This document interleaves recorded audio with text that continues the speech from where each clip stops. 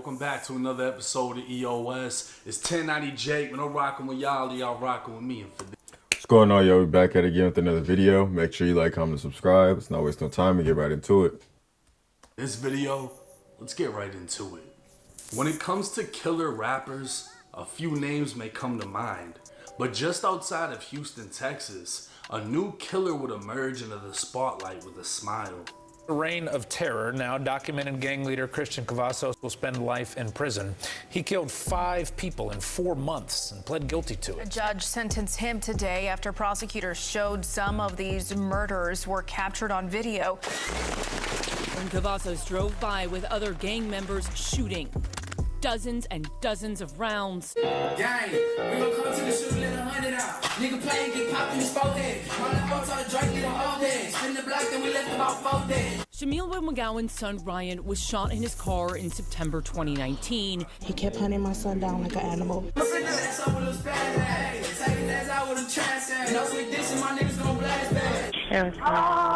the location of the emergency?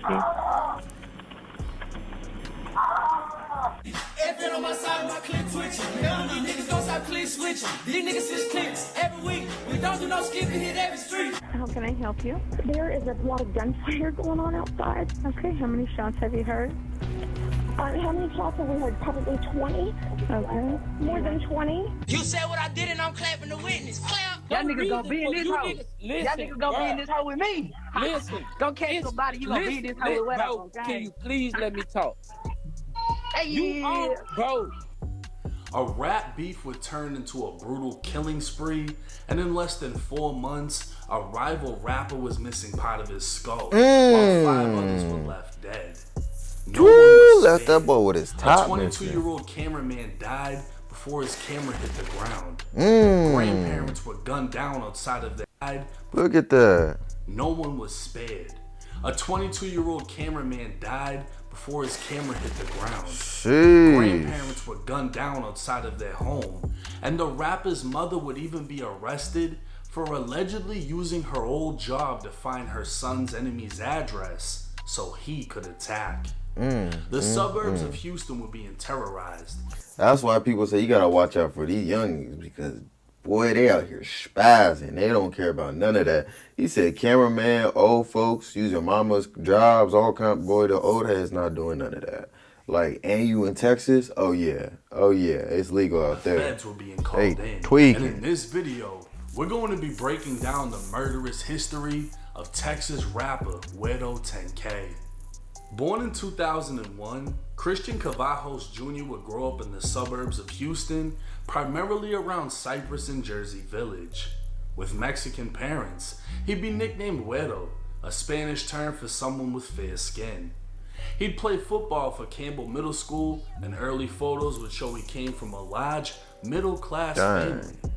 Even those on Reddit would point out how it seemed he had a great childhood, and the fact that he was in a 2-story home, or how he and his sister had prescription glasses and she had braces. These were all signs of money, or at the very least, parents that cared. But things aren't always as they appear. Oh, here we go. Then I got more clips. It's the 762 spur me. Christian Cavazos Sr. would stand out in family photos, while Guero's mom didn't appear in any. His father's appearance and demeanor didn't match the rest of his family, and he never smiled. It's said both parents would remain in Guero's life, but the influence they had is unknown. As Guero reached his later teens, his appearance would drastically change. He'd attend Cypress Ridge High. I got 100 rounds on me, can't trust me a soul. I watch my own back, that's all I got. These niggas ain't with me, these bitches ain't with me. And multiple videos of Guero fighting would make their way online. It was clear Guero was Hey, it looked like boy in the red got put to sleep. I don't know if that's Guero or the other fool, but that boy taking a dirt nap. Violence would quickly progress. 20 minutes from Jersey Village was another suburb named Greenspoint, just north of Houston. This was home to a rapper named Cash Out Ace. It isn't clear how or why things started, but when the match lit, the streets were on fire. Guero 10k was a member of a gang known as 10k, while Cash Out Ace was a member of Cash Out. And on September 6, 2019, the first body would drop. So far, no one has been arrested. The shooter still on the loose. Detectives say pistols and a rifle were fired up and down this block. Evidence markers, crime scene tape, and a stolen SUV riddled with bullet holes, evidence of the deadly shooting early this morning. Somebody was screaming around here. Tina lives close by. Her family heard the screams, gunshots, and called 911. The shots fired, there were multiple shots fired. We haven't even started counting them yet. It was so many. It's really sad and really feel bad about it. Investigators say 2 young men were shot inside this SUV. One died on scene, the other fighting for their life in the hospital. He received several gunshot wounds. The crime scene expansive, stretching around a quarter of a mile, bullet casings everywhere. Investigators believe shots were fired between the SUV and a white sedan that sped away. However, detectives aren't sure who pulled the trigger first. Nah, in Houston, they be doing things different. It'd be like 4 or 5 people out the car, people hanging out the sunroof, both sides, and the guns there are illegal. You can carry high capacity rounds, all kind of stuff. Texas is the Wild West. And they got the At this stand-up time, we ground don't know law. if they are suspects or victims. Right now, authorities don't know the motive and have not identified the dead man, and they're asking anyone with information to come forward. It was 4:52 in the morning when the homicide unit was made aware of a shooting on Winfern Road. Just outside of a gated community, 19-year-old Ryan McGowan lay dead in the back seat of a stolen SUV. Ryan was a member of Cash Out, known as Cash Out Spaz. Outside a gated He was shot in community. the back, the bullet exiting his chest. Officers would observe 223, 9mm, and 357 SIG shell casings trailing down the road. Officers would later learn that Spaz wasn't alone. He was with 2 friends, one of which was named Trenton Steele. They were all beefing with 10K, so they drove to 10K territory in a stolen SUV after learning a 10K member lived in a nearby apartment complex. While lurking in enemy territory, they were spotted by a dark-colored sedan that pulled up and opened fire, striking the driver of the SUV and causing him to crash. Trent would pull out the driver as the 2 ran across the street, leaving Spaz in the back seat. That's when the dark-colored sedan returned as a man got out and opened fire on Spaz, killing him. But how did the officers learn all of this? Because Trent sat down with investigators and told them the whole story. So technically, Cash Out was the first to slide on 10K, failing the mission so bad not only did one member die, another member ratted. But it wasn't immediately clear who actually killed Spaz. Looking at his Instagram, Spaz's last post would read, "I done lost so many of my dogs, I swear this year for y'all." And less than 48 hours later, his comments would be full of broken hearts. 3 days after Spaz's death, Cash Out Ace would drop a song called Ciabatta. In the chorus, he'd say, "Swab smoking pack while I'm fucking on Lily. Swab smoking pack while I'm fucking on Lily." Come to find out, Lily was Guero's girl. This was the first time the beef between the 2 was being put into music. It's always over a girl. Ace just made himself a target to one of Houston's top crashers. 19 days after Spaz was killed, 10K would strike. It was 1:30 in the morning when Harris County sheriffs received multiple calls for shots fired on Francitas Drive. This was northwest Houston and Cash Out territory. Deputies arrived finding a heartbreaking crime scene. 65-year-old Ramiro Reyes lay dead in the roadway, while his 63-year-old wife Rosalva sat dead in the passenger seat of a purple Charger. Their son-in-law would be found inside of the home alive with a gunshot to the hip. Investigators will learn the couple had spent the night at a hospital bedside as Rosalva's elderly mother passed away. Damn. They just made it home, still grieving and tired after such a long night. But instead of finding the comfort of their beds, they'd be met with gunfire. It's what we talking about. Like, these young dudes do not care. They out here slaying on anybody. Like, it don't matter. They just got home from his wife's mom's passing. Next thing you know, both of them in the same position out of there. And the son has got shot in the hip. Like, y'all gotta be careful. Y'all gotta keep a 3 lookout. months would pass. The innocent elderly couple's shooter was still unidentified, and nobody knew exactly why they were targeted. It was now December 27, 2019. They were just random victims. Just 2 days after Christmas, and Cash Out Ace was recording a music video in North Houston. It was 9:31 p.m. when the call came in for shots fired. Arriving on scene, 2 men were found dead. 20-year-old Gonzalo Gonzalez and 22-year-old Jonathan Jimenez. 7 other people were shot at the scene, including 20-year-old Cash Out Ace, who was shot in the arm and shot in the head. His older brother Abel was also with him and shot 4 times. Investigators would locate 7.62, 40 Smith & Wesson, and 9mm shell casings at the scene as victims were transported to local hospitals. Ace would be placed in critical condition and equipped to a breathing machine with a bullet lodged in his head. A week after the mass shooting, investigators would speak with Ace's brother Abel, who was still recovering in the hospital. Abel would tell investigators Ace set up a music video shoot, and the address was sent to only trusted friends through Instagram. Ace had issues with the rapper Guero 10k. Y'all gotta watch your back, cause it's that back door that'll get you quicker than that front door. Who was the known leader of the 10k gang. Abel would then say Guero and another man named Rico 10k had been threatening Ace for some time now and made threats earlier that day. Abel then said Guero and Rico had killed the old couple in Fallbrook. In fact, the night they were murdered, Abel received a video call from Rico around 1 in the morning. Abel stated Rico said, "Yeah, what's up? Where you at? We know you stay in Fallbrook. We know you stay on Pilot Point." Abel told investigators he used to live in Fallbrook with his grandparents, but doesn't live there anymore. When he saw Rico on the video call, he was with multiple individuals with rifles wearing ski masks. Abel would tell investigators he didn't know how they got his address, and that after the elderly couple was killed, Guero and Rico fled to Austin, Texas for a few days to make it look like they weren't in Houston at the time of the shooting. So not only would Ace's brother give motive for Guero to shoot up the music video, but he'd name Guero and Rico 10k as the ones responsible in a double murder 3 months prior.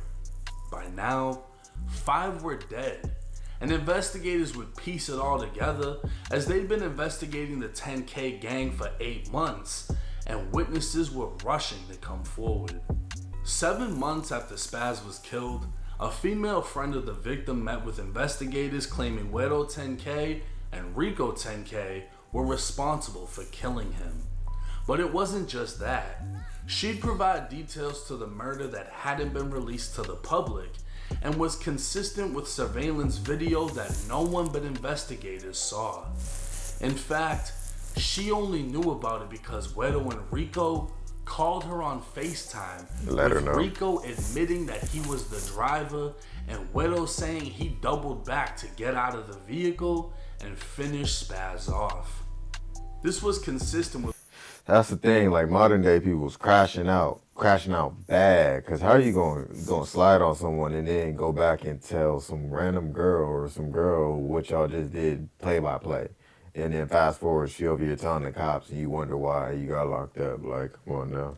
Y'all Trent stupid. Steele witnessed as he saw the shooter's vehicle come back and a man get out firing into the backseat of the SUV, killing Spaz. It would also be learned that the reason Spaz and his friends were hunting for a 10k member was over an argument on Instagram Live. The investigation took a darker turn as law enforcement found out why the elderly couple was murdered. Cash Out Ace's brother Abel told investigators 10k members found out the neighborhood where his grandparents lived, but didn't know how they knew. Cell phone records would show in the hours leading up to the shooting, Guero 10k was communicating with his dad and a T-Mobile employee. The dad allegedly texted Guero's mom, Christina, to see if she could find an address associated with a number. Turns out, Christina previously worked at T-Mobile and reached out to a friend who was currently a manager, who used her manager's login to find the address. The phone number belonged to Cash Out Ace's brother Abel and revealed his grandparents' address. Guero and Rico were yet again trying to up the score after already killing Spaz, and while in the neighborhood of the address they were given, they spotted a purple Charger they thought belonged to Abel and followed it home. With Rico driving, Guero opened fire. Kelvin, a member of 10K, would be arrested and would be the first to fold on 10K. He'd tell investigators they spotted the music video shoot, so he did a U-turn. Traveling past for the second time, Guero opened fire with an AK-47, while Rico fired a pistol hanging out of the sunroof. Told you. And a third shooter named Roman Wise fired a pistol from the back seat. But that wasn't all. Kelvin was trying hard to get himself a deal, knowing just for driving he'd be facing life, if not worse. He told investigators he was there when Guero 10k and Rico 10k saw on the news that they killed an elderly couple. But he said they weren't sad, they were happy, figuring they'd killed Abel and Cash Out Ace's grandparents. An overwhelming amount of evidence would lead to the downfall of the 10K gang, as everyone involved was arrested under Texas law. For capital murder, they faced death by execution. Kelvin, the driver who snitched on the rest of 10K, took a plea deal and would be sentenced to 20 years in state prison, with 3 years time served, leaving him with 17 years left. Under Texas law, he'll be eligible for parole in the next 8.5 years. Louis Santee, aka Rico 10K, took a deal for 60 years in state prison and will be eligible for parole in 30. Roman Wise would take a plea for 30 years, leaving him eligible for parole in 15. The only one left. Y'all are done. Go ahead and pack it up. Guero 10K. 22-year-old Guero took a plea deal to spare him a death sentence and was sentenced to life in Texas prison. Ain't no way. That's He Guero now. would have to serve 40 years before being eligible for parole, meaning Guero would be in his early 60s before even being considered for freedom. Only 17 years old when he killed Spaz, by 18, he killed a total of 5 people and showed no sympathy. In fact, Guero never broke a smile as both pictures and videos of him incarcerated would emerge as he fought this case. A war essentially started by Cash Out would be finished by 10K, but leave both sides devastated. Cash Out Ace would have a large portion of his skull removed and speak on his recovery. Dang, they left that boy topless. Yeah, they ain't playing no games out there. They come with some high power stuff. Bro's lucky to even be alive, but look at him. That's true. It's the same dude who was sliding on Guero. Recovery process, as he had to learn to walk and talk again. Ace would continue on his career with his brother Abel at his side. Both men surprisingly still claiming ties to the Crips and Hoover Street gang, although Abel cooperated against 10K by providing investigators information and saying they were responsible for the elderly couple's murder. Even Trent, who went on the failed hit that left Spaz dead and started the war with 10K, would go on to become a rapper after cooperating with the police against 10K. And finally, the victims. 19-year-olds. Yeah, that's crazy. So now, yeah, I guess it's cool to go slide on somebody, tell on everybody, go to jail, get out, now you rapping, you just cool again. Like that's true. Spaz was killed after the hunter became the hunted. He intended on killing a rival 10K member, only to be left behind by his friends and executed in the back of an SUV. The Reyes couple, already grieving a loss, were murdered in cold blood after a case of mistaken identity and a suburban gang war. Gonzalo Gonzalez, a 20-year-old University of Houston student that had dreams of filming movies and writing films, would die instantly while recording a music video for a rapper. 22-year-old Jonathan Jimenez, a friend of Ace, was also killed in the hail of gunfire at the music video shooting.